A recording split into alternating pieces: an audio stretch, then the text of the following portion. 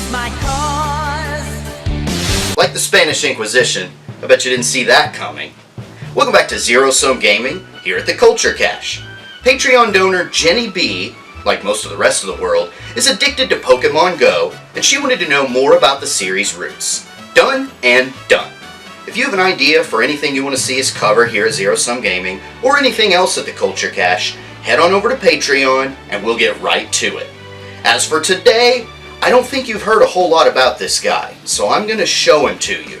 And if you haven't watched any of my videos all the way to the outro joke yet, trust me, you're going to want to watch this one.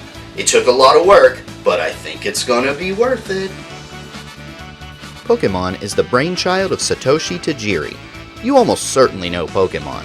Otherwise, you probably wouldn't have clicked on this video. But I'm likely introducing you to Satoshi Tajiri for the first time.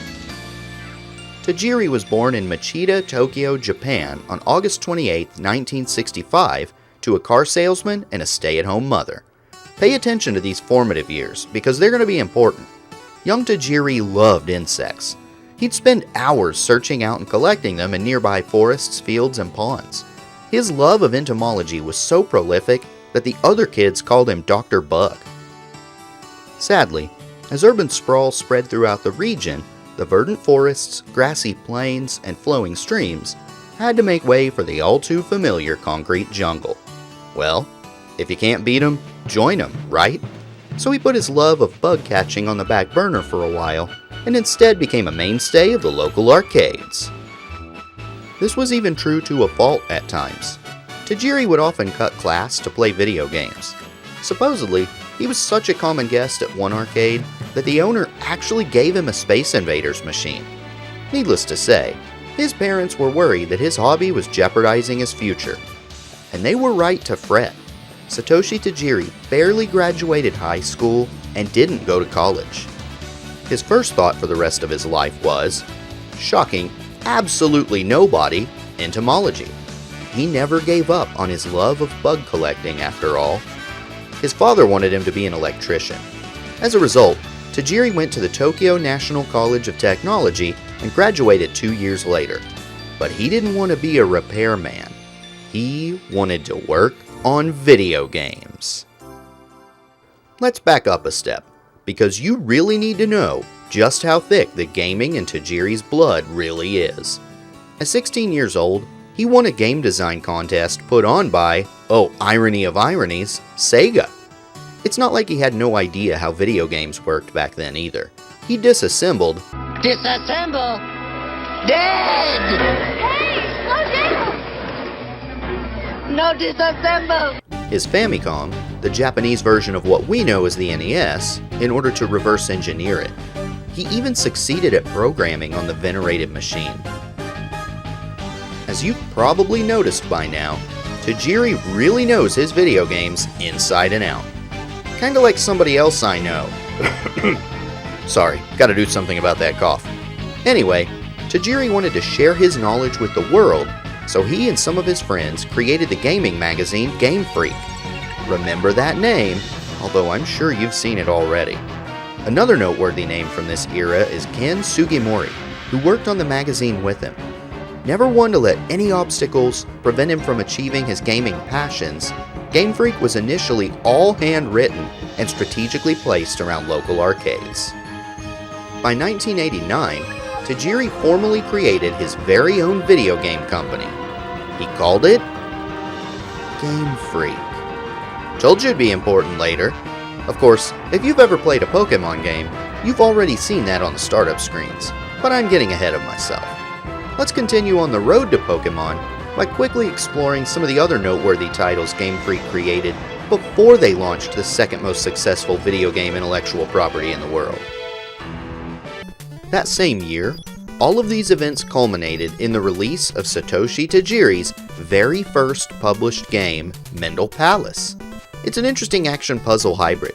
It may not be what you're used to, but give it a try anyway. It's a pretty fun and very unique game.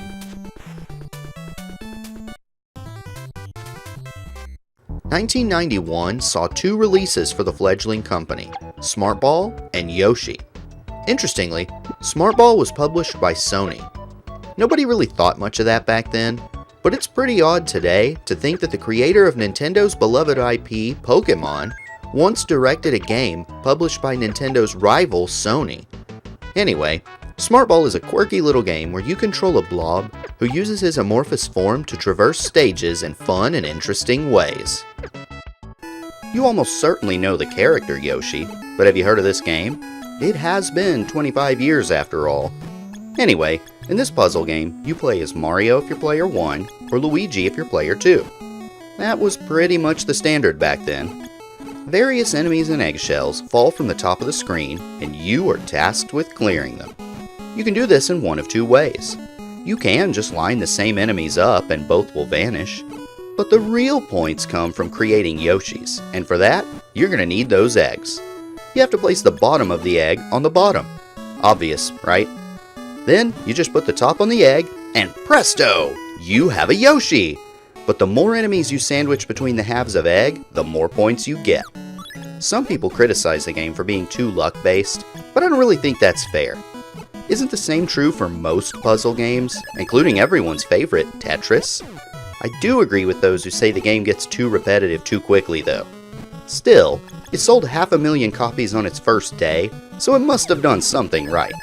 It certainly doesn't hurt that Nintendo legend Gunpei Yokoi mentored Tajiri during the production of this game. The next one is pretty interesting. In 1993, Game Freak developed Mario & Wario. Sadly, this game never made it out of Japan, but if you don't mind importing games, you should certainly pick this one up. For starters, the game is already in English, so there's no need to worry about the language barrier. Second, it's one of the few SNES games that uses the mouse. Yup, that thing's good for more than just Mario Paint, you know. So what's this game like? It's actually a lot like the later Mario vs. Donkey Kong games. Thanks to Wario, Mario has a bucket stuck on his head, and he blindly ambles forward at all times. It's up to you to clear a safe path for him. Maybe I'm just immature, but the image of Mario with a bucket on his head had me laughing way longer than I care to admit the first time I played this game.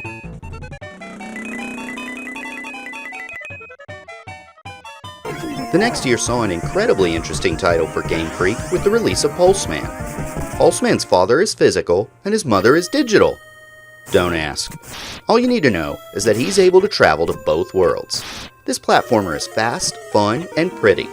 It's a pity it remains so obscure in the States, being relegated to a Sega download channel as the only means to play it before it came to the Virtual Console in 2009. Wait, Sega? Yup. For a guy so closely associated with Nintendo, Satoshi Tajiri certainly gets around.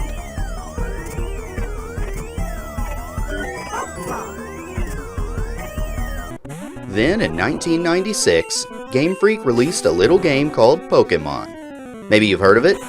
Granted, it would be another 2 years before we saw it stateside, but the Guinness record holder for the best-selling RPG of all time had made its presence known. But it's not really that simple. Few things in life are. Even something as minute as the title was a sticking point, as Game Freak ran into trademark difficulties with its original name, Capsule Monsters.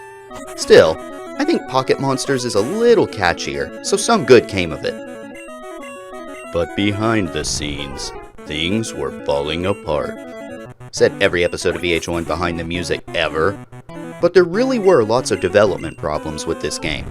For starters, it took 6 years to make, meaning it was released on the Game Boy 5 years into and near the end of its life cycle. Had it not been for Shigeru Miyamoto enthusiastically backing the project, it may have died off. During this time, as funding waned, members of the Game Freak team slowly drifted away. To try to keep enough money on hand to pay the remaining employees, Tajiri himself didn't take a salary. An influx of cash from Creatures Inc. kept the project alive. While this may have seemed risky at the time, Creatures Incorporated received a 1/3 stake of the franchise, and they've made their money back many times over. Tajiri so believed in the product that he often worked odd hours. Like 24 on, 12 off odd hours. He said it was the best way to stay creative. Well, it must have worked. Pokémon synthesizes all the most important things that make Tajiri who he is.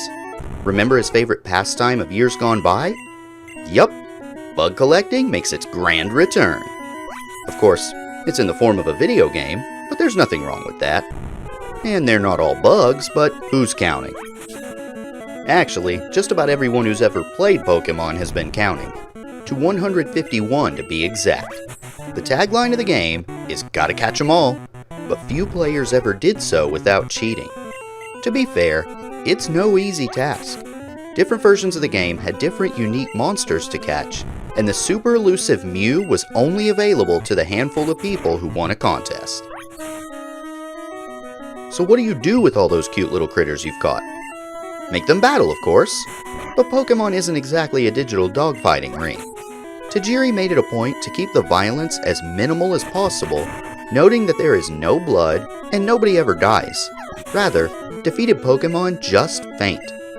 It's a really involved RPG with hours upon hours of gameplay. Every single creature in the game, not the company, can be leveled up to 100.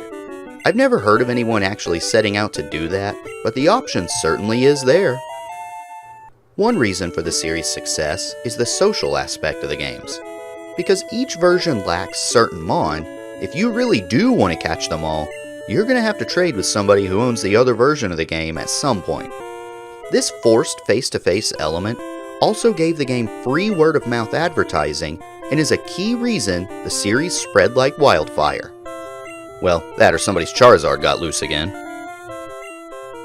And remember Ken Sugimori? Yup, he's been around Tajiri since the days when Game Freak was still a magazine.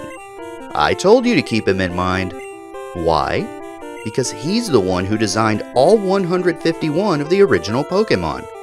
If you've ever marveled at how cute, characteristic, and distinct all these little guys are, you have Ken Sugimori to thank for it.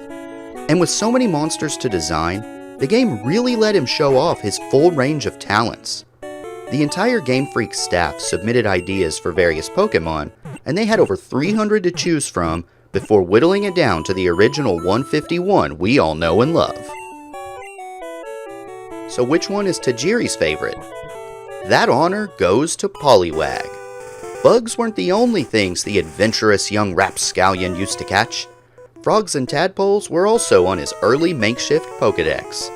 He was amazed by the translucent stomachs tadpoles had as they slowly morphed into frogs. That swirl you see on Poliwag is actually its intestines. Which is your favorite Pokémon? I can't quite put my finger on it, but for some reason, I always come back to Haunter. The main story of the game is that you have to secure all 8 gym badges by defeating the leaders. Then you can go on to challenge the Elite Four and prove that you really are the best trainer in the world. Honestly, this is one of the ways Pokémon Go most impressed me. The gyms are instead King of the Hill style battles that take place at real physical locations. That really was the best way to reflect how the gyms of previous games worked. Anyway, the first round of Pokémon games, Red, Green, Blue, and Yellow, were massively successful, so sequels were inevitable. The series continues to this day and shows no signs of stopping as we are now entering the second human generation of people playing Pokémon games. The tradition of splitting the main game into 2 different titles is still the norm in order to spur the social element of the game. But more than that, Pokémon created an entire cultural movement. Video games, movies, toys, a collectible card game, an anime series, clothing, you name it. You can probably buy a Pokémon branded version of that item. Pokémon as a brand is more profitable than even the Harry Potter franchise, and Pikachu in particular is nearly as well known as Mickey Mouse. Well, now you can buy your very own. I've got to buy Jim Pokémon. I've got to buy it. I've got to buy it. Now you can collect them all. Furry Cat, Donkey Trunk, Penguin, Shoe, Lamb Toy. Collect them all and you can become Royal Crown Chimpoko Master. Royal Crown Chimpoko Master, holy shit! All the Chimpoko Man are in stores now. Chimpocomon is Super You Love Toy #1! Got to buy it, Chimpoko. Yeah, you knew that clip was coming. If you watched this far into this video, you're either a huge fan of Pokémon, a huge fan of me, thanks by the way, or you just can't wait to hear me belt out some Pokémon. Pokémon is now 20 years old and has proven itself to be a lasting success, due in no small part to its creator, Satoshi Tajiri. He has remained very hands-on with the franchise over the years, but he has ventured into a few other projects as well, even coming full circle with Sega when he and Game Freak developed Timbo the Badass Elephant. Now that's a game I need to try. Thanks for watching. You teach me and I'll teach you. Pokémon! Gotta catch 'em all! Gotta catch 'em all! Pokémon! Krabby, Stumble, been known at Mankey, Chansey, and Zubat, Slowking, Ditto, Butterfree, Lugia, and Caterpie, Oddish, Poliwag, Goldeen, Elekid, and Nidoqueen, Victory Bell, and Magneton. Everybody Pokemon!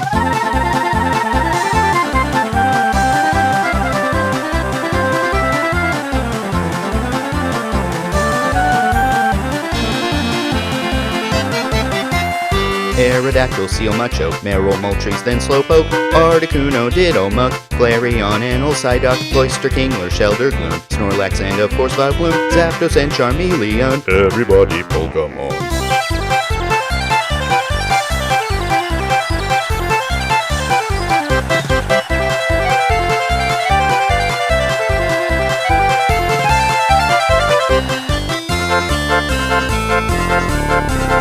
It's time to polka for Ponyta and Pidgey too. Come on, put on your lederhosen and try not to stamp on little Pikachu. You better grab yourself a partner like Tentacool or Bulbasaur. Hold on a minute, there's still at least 127 more, including Ladybot and Omastar, Jinx, Bellossom, and Magmar, Geodude and Arcanine, Trigglypuff and Mr. Mime. Don't forget about Sandslash, Execute and Rapidash, Lickitung and Porygon. Everybody Pokemon! Everybody Pokemon! Everybody Pokemon!